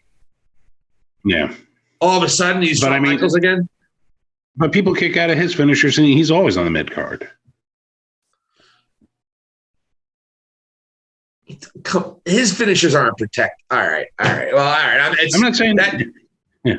All right. Yeah. But he doesn't have a definitive finisher though. He's got a zigzag where he finished people off. Then that wasn't his finisher. Dolph Ziggler was a world champ. Well, it was Baron Corbin. Yeah, I mean. But Ziggler has been in the main event a lot more than him. You know what I mean? So I don't know. I don't think it was intentional. If it is true, I just don't think that they. You don't think Vince is that evil? I don't think it's. I just don't think it made sense ever for them to have anyone kick out of the end of days. But we're gonna find out. We're gonna go to the main events that he's been in. The times he's challenged for a world championship, which happened a couple different times on network television. And we're going to find out if this meme is correct. But I'm not going to get all upset about it. You know what? Baron Corbin not being part of my weekly life is something that I can really appreciate. I did not watch the Baron Corbin happy talk up moment. Fast forwarded it completely. Yeah. I'm not giving Baron Corbin, unless he's part of a major storyline that I'm interested in. I am not giving I'm not giving him any time. I refuse to. And if he has the most protected finisher in WWE right now, even the fact that it is a coincidence, it's a disaster, because he is a great sports entertainer, but as a professional wrestler, he has been and always will be the absolute drizzling shits. He doesn't entertain me. He just annoys me. So I'm not watching him anymore. Mid. And I don't even know if I want to go back and do any research on this piece of trash. That's what I was going to ask. Who's going to do this research? It's bad enough I'm watching live Monday Night Raws, which I'll tell you, I did the first time because I'm getting into the habit, folks. If you don't know, hscpwrestling.com launching this month in a couple of weeks. We are shooting for January 21st. That's what we're thinking. But I have to get in the habit because I'm going to be covering every live televised wrestling event live. And I'm going to be putting up updates on a blog on the internet, and I'm also going to be having news reports about it. So I'm getting in the swing of things. And damn, I got to be honest, WWE's been putting out some good stuff. I mean, they opened Monday Night Raw with Paul Heyman and Brock Lesnar.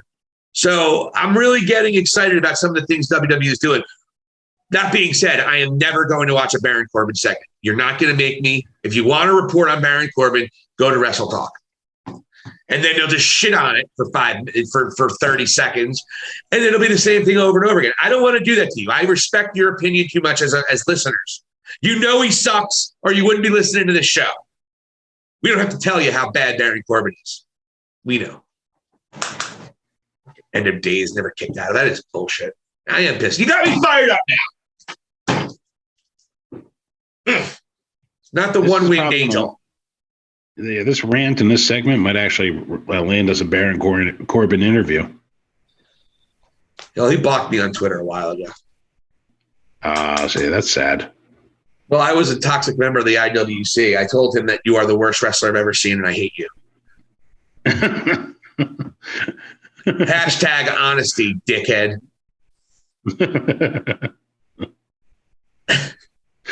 And he didn't want to be friends with you? So we're going to find out. So here's what we're going to do, folks. We're not going to do it right now because we don't want to pause the show. We want to keep this. We got a good flow to the show. We've gone almost 2 hours, 100% straight, just for your listening pleasure.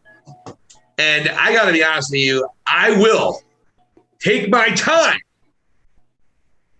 the next 2 days and find out if anyone ever kicked out of this finisher, because if this is the respected finisher that the one-winged angel is in AEW, we have yet another reason why Baron Corbin is the biggest cancer in wrestling history.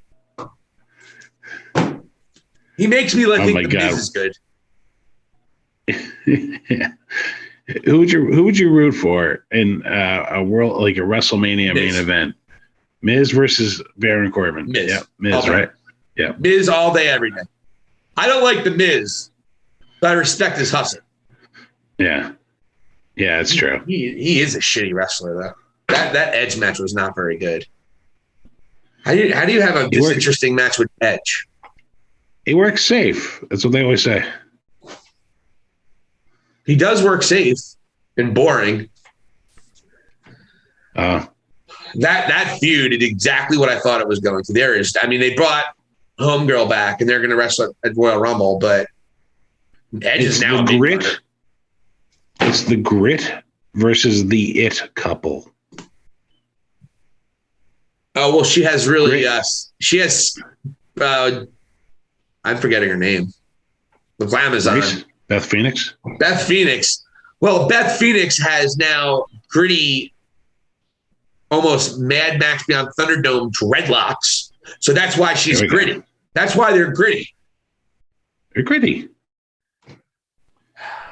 He was in the Brood, and she looks like she was in Mad Max.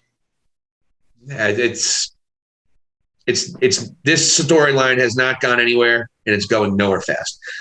This little Beth Phoenix splash is fine, but it's not going to carry this into any interest of anybody. This has been a waste of time on television. It really has been, folks.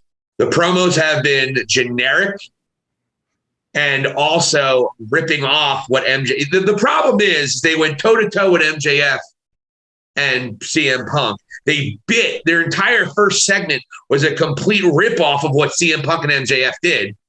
And they just aren't nearly as good. And they're going toe-to-toe with them. Hopefully the storyline's dead and buried by Royal Rumble. We don't have to worry about it anymore, but I don't know. Yeah. Good job, Edge. Mid-Carter Edge. Mid-Carter Copeland. Mid-Carter Copeland. Good job.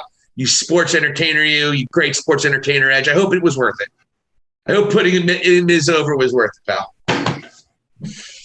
Who do you think was the better brood, Edge and Christian, or Matt Hardy and Jeff Hardy?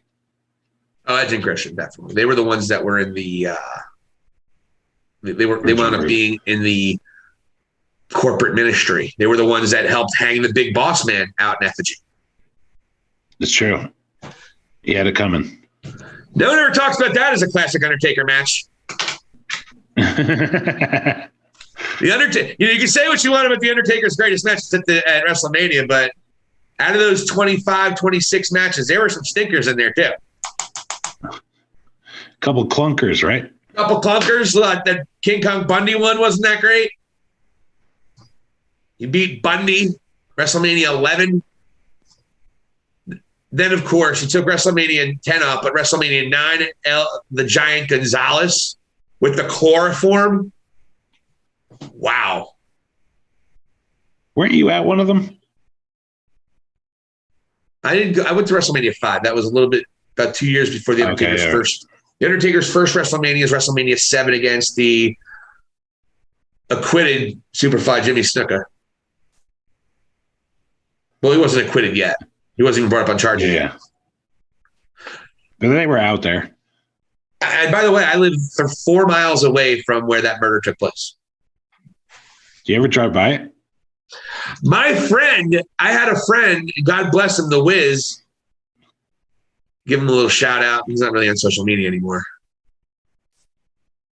Anyways, he went into some rough times, and he actually lived there for like 3 months during COVID. Well, the beginning, when it was real COVID. Got that one out there. The first real scary one, not the second one, which is scary, but not quite as scary. And then this third one, which is kind of scary, I guess. Not as scary as the other one, though. I think everyone's a little more over it now. Yeah. If they die, they die, I guess. The way to look at it. A lot of people's like, ah! But he lived there. So, yeah, I've been there. It's probably not the place I'd want to live. Or die. Well, on that beautiful note,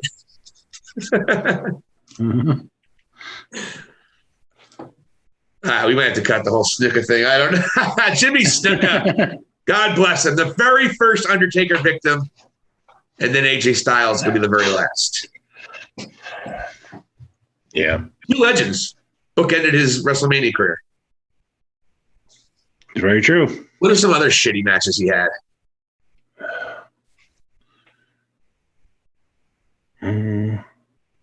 I mean, that Roman Reigns one was dog shit, actually. Yeah. Another great Roman Reigns main event, by the way, everybody. He's the needle mover. The guy has 2 of the worst main events in wrestling in WrestleMania history. I don't know. You know what?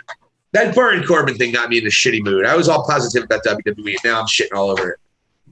Yeah, like they suck again. WWE. Well, you had me talking about Baron Corbin and The Miz. What do you think was going to happen? And then we're bringing up Jimmy Snuka murdering people, which he didn't do legally. Well, he can't sue us. He's dead now, so does that matter? Tamina will be pissed, though. He was allegedly, but he was acquitted of all things, as we know. So Jimmy Snuka is not a murderer that we know of. S&P, he was good there, right? What's up? Well, he was acquitted. Was he really? Okay, I thought he was found guilty. No, acquitted. They didn't have enough to prosecute him. DNA testing 20-something years later. Now, it wasn't enough to prosecute him. However, people in the inner circle said the trial did weigh a lot on him and contributed to his exceedingly worse health as it got older, and he was dead within a year of the trial. So, yeah, I remember. Yeah, that was close afterward. Yeah, so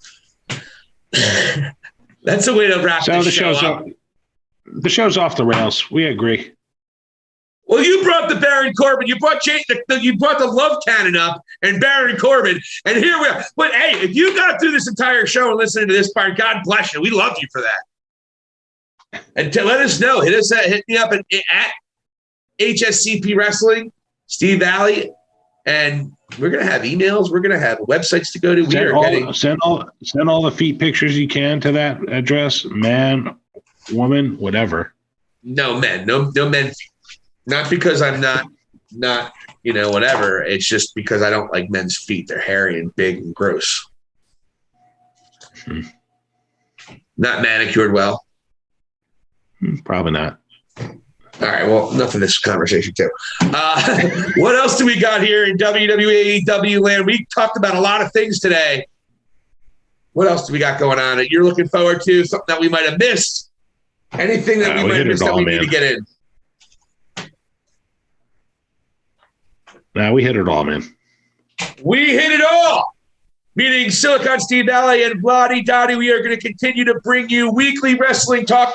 The wrestling news organization, as known as High Spots and Cheap Hops, is going to be launching within weeks. It's going to be a game changer. We don't know where it's going. We're going to have fun doing it for you guys. And I've had a great time today. Vladi Dottie, thank you so much for coming. There it is. Vladi Dottie. There we go. You got to love it. We do have though, a little one other tidbit. Silicon Steve Valli has a one-match lead because RK Bro, with help from some rap group I've never heard of, beats, I don't even forget who they even wrestled. Oh, yes, the Street Profits. They win. You're holding me on to this show just to go and gloat about a one-match lead. We have to update. God. We have to update the high popping community, pal. So the purple nurple is that much closer to coming back home, right around this beautiful, sexy waist. As RK Bro does not let me down. You silly goose. You picked Street Profits. And quite frankly, I wanted to pick the Usos, but I went with you on the New Day like an idiot. I should be up 2-0, but you're not. But I did pick Deonna Purrazzo on an Impact, so I didn't get that one right. I'm just kidding. We didn't do Impact. We don't do the Impact pay-per-view picks, folks. All right, well, that's all we got here. Thank you so much for listening to us. Check us out on YouTube. Please hit the subscribe button on YouTube. Follow us on Spotify. And, of course, you can hit us at HSCP Wrestling on Twitter. Check us out on Facebook, High Spots and Cheap Hops. Until our website is up, we're going to have write-ups from the Impaler. And we're going to continue to keep on producing content for you, but our launch is in 2 weeks, and that's when the game changes. So thank you so much for everybody for tuning in here to High Spots and Cheap Hops. Vladi Dottie, I love you. Great job on the other side. And this is Silicon Steve Valli. We'll see you later on High Spots and Cheap Hops.